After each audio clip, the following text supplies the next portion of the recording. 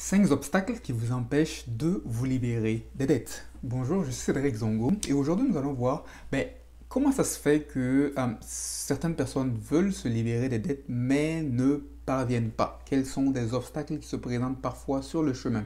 Et vous allez voir que la plupart des obstacles en fait n'ont rien à voir avec l'argent, mais ont plus à voir avec ce qui se passe ici et ici, dans le cœur.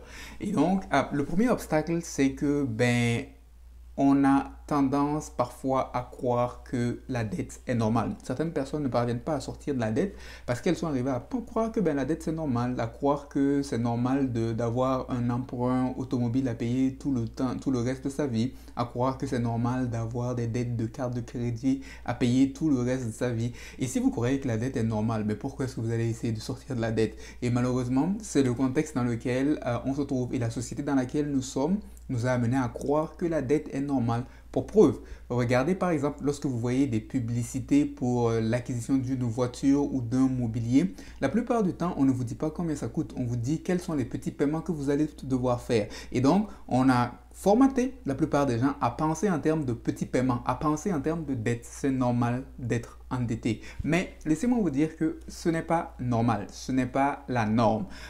Si ça semble normal pour vous et le groupe de gens avec qui vous traînez, laissez-moi vous dire qu'il y a beaucoup d'autres personnes qui ne fonctionnent pas comme ça. Et d'ailleurs, les statistiques de récentes études qui ont été faites par le groupe Lampo ont démontré que la plupart des millionnaires, près de 75% des millionnaires, n'ont jamais eu de dette de carte de crédit durant toute leur vie. Et donc, ça signifie donc qu'ils n'ont jamais eu de dette de carte de crédit même avant d'être des millionnaires. Et je parle de millionnaires en US, de millionnaires américains. Et donc, si vous voulez être endetté, c'est la norme pour être fauché. Ce n'est pas la norme. Si vous voulez être fauché, c'est la norme. Mais si vous voulez autre chose, ce n'est pas la norme. Et si vous êtes sur cette chaîne, j'imagine que c'est parce que vous voulez être libre de pouvoir accomplir ce pourquoi vous avez été créé. Et par conséquent, pour sortir de la dette, il faut que vous commenciez à réaliser que être endetté, avoir des emprunts à la consommation, ce n'est pas une norme. Autrement, vous allez avoir de la difficulté à vous en sortir. Le deuxième obstacle qui empêche beaucoup de gens de se libérer des dettes, c'est parfois en fait le piège un peu, je dirais, quelque part des apparences. On veut ressembler à un millionnaire au lieu d'être un millionnaire. On veut ressembler à quelqu'un de riche au lieu d'être véritablement quelqu'un de riche parce qu'il y a une différence entre les deux. On veut ressembler à quelqu'un de riche, circuler avec une très belle voiture, dormir dans une très belle maison, avoir les habits de marque, mais ne pas avoir le compte de banque qui vient avec, malheureusement. Et vous avez peut-être déjà entendu ce dicton qui dit qu'il y a 3 catégories de personnes dans la vie. Il y a la catégorie de ceux qui ont des biens, il y a la catégorie de ceux qui n'ont pas des biens et il y a la catégorie de ceux qui ont des biens pour lesquels ils n'ont pas encore fini de payer. Et ça, c'est la catégorie de ceux qui ressemblent à des riches, qui ont des choses mais qui n'ont pas encore fini de payer la carte Visa, la carte Mastercard et tout le reste qui vient avec. Et il y a donc une différence entre ressembler à un riche et être un riche.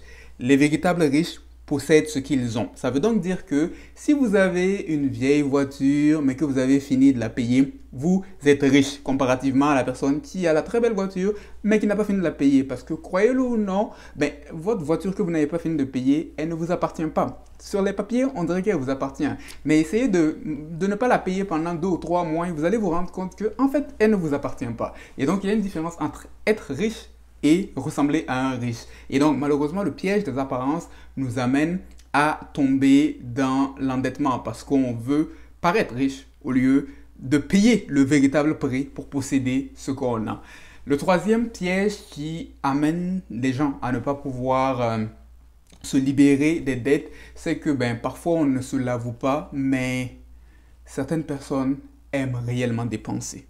Dépenser leur procure plus de plaisir que l'idée de sortir de la dette. Et par conséquent, vous ne pouvez pas vous en sortir parce qu'il y a un principe psychologique en fait qui dit que en tant qu'être humain, on a tendance à aller vers ce qui nous plaît et à nous éloigner de ce qui va nous procurer en fait de la douleur. Et donc, si dépenser vous fait émotionnellement très plaisir, alors que vous libérez de la dette, vous sentez que ça va vous demander de l'effort, naturellement, vous n'allez pas vouloir sortir de la dette parce que vous aimez dépenser. vous aimez dépenser, il faut, il faut se l'avouer, il faut être honnête. Et c'est pas pour rien qu'on a eu ce thème un peu de shopping thérapeutique, c'est-à-dire de faire du shopping pour essayer de remonter son mood un peu. Et donc, si vous êtes dans cette circonstance, avouez vous la vérité. La première étape pour se libérer des dettes, c'est de commencer à s'avouer à soi-même la vérité. C'est de dire, ben, mentalement, j'aime bien l'idée de sortir de la dette,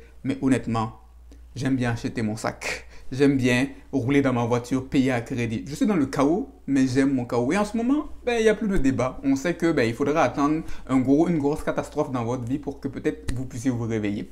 La quatrième raison pour laquelle certaines personnes ne parviennent pas à s'en sortir des dettes, ben, c'est quelque part un manque d'intentionnalité. Et être intentionnel, ça signifie quoi? Ben, ça signifie de poser les actions pour atteindre l'objectif qu'on s'est donné. Et malheureusement, certaines personnes n'arrivent pas à sortir de la dette parce qu'elles manquent d'intentionnalité. Et donc, souvent, les gens vont dire, ben, je n'arrive pas à sortir parce que je n'ai pas d'argent, je n'ai pas assez de revenus pour m'en sortir. Ça peut être, c'est vrai dans certains cas, mais dans une grande proportion des cas, ce n'est pas la réalité. Le problème, c'est que les gens ont de l'argent, mais ils ne savent pas comment utiliser cet argent vers des fins productives. Ils l'utilisent, mais à des fins non productives. Et pour vous donner un exemple, au début, lorsque je commençais à accompagner des gens, etc. Souvent, il y a certaines personnes qui allaient me voir me dire, ben, ok, je veux bien que tu m'accompagnes, combien ça va faire, mais oh, là, non, mais je peux pas te payer, j'ai pas d'argent.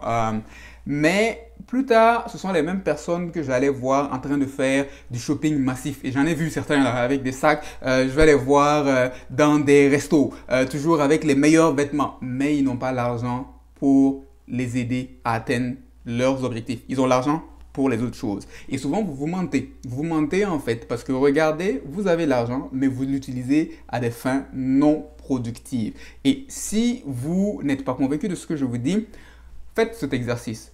Au cours de cette semaine, pour les 7 prochains jours, à chaque jour, prenez en note vos dépenses. Et le soir, lorsque vous allez arriver chez vous, regardez à la liste de toutes vos dépenses et posez-vous la question à savoir, est-ce que les dépenses que j'ai eu à faire aujourd'hui me rapprochent de mon objectif, que ce soit un objectif d'épargne, de vous libérer des dettes, etc.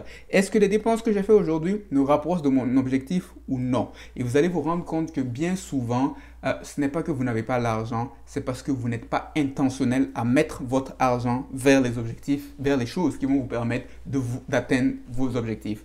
Le dernier élément, le dernier obstacle, le cinquième obstacle, ce serait l'ignorance, malheureusement. Il y a des gens qui veulent sortir de la dette, mais qui ne savent pas trop comment ou qui sont entrés dans la dette par ignorance. Par exemple, l'ignorance de savoir comment est-ce que les emprunts fonctionnent. Je l'ai vu souvent avec des entrepreneurs, des gens qui commencent des entreprises, qui ne savent pas trop comment, qui ne comprenaient pas trop comment les emprunts commencent, qui sont endettés à un certain niveau et puis malheureusement, les choses ne se sont pas bien passées. Et donc, l'ignorance est un danger. Mais la bonne nouvelle, c'est qu'aujourd'hui, il y a beaucoup d'informations de disponibles, que ce soit des livres, que ce soit des formations comme celles que j'en donne sur mon site, que ce soit d'autres formations. Et l'information est présente. Vous avez beaucoup de personnes, beaucoup de gens qui sont prêts à vous accompagner partout pour vous aider à résoudre un problème. Parce que sachez que ce qui est un problème pour vous, il y a quelqu'un qui a déjà trouvé la solution. Il suffit d'aller trouver la personne. Et oui, vous allez devoir payer un certain montant. Et souvent, les gens vont dire, mais non, mais je ne peux pas encore payer. Oui, il faut savoir que, comme quelqu'un l'a dit, l'éducation coûte, mais l'ignorance coûte beaucoup plus cher. Parfois, vous n'allez peut-être pas être prêt à payer quelques centaines de dollars pour vous former, pour vous libérer de vos dettes, pour atteindre certains objectifs. Mais vous savez quoi? Si vous ne le faites pas, dans quelques années, c'est des milliers de dollars que vous allez payer pour une procédure de faillite et pour avoir votre nom barré dans le système pendant plusieurs années. Je ne sais pas qu'est-ce qui coûte plus cher, mais vous vous rendez compte ici aussi que le problème n'est pas un problème d'argent, c'est un problème d'évaluation, de comment est-ce qu'on évalue.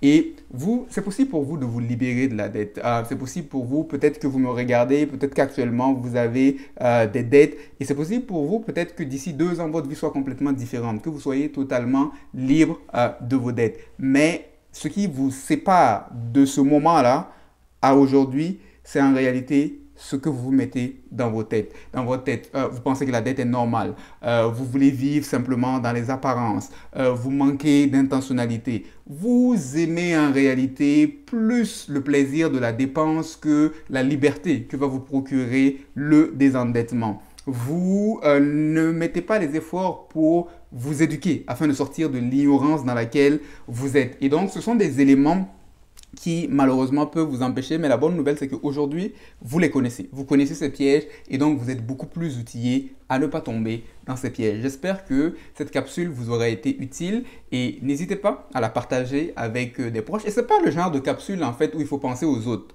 Pensez d'abord à vous-même. Regardez par rapport à ces pièges-là, est-ce qu'il y a des pièges dans lesquels vous êtes et qu'est-ce que vous pouvez faire pour vous en sortir parce qu'il y a des solutions pour chacune d'entre elles. J'espère que cette capsule vous aura aidé. C'était Cédric et n'hésitez pas à vous abonner à ma chaîne YouTube. À la prochaine pour d'autres capsules.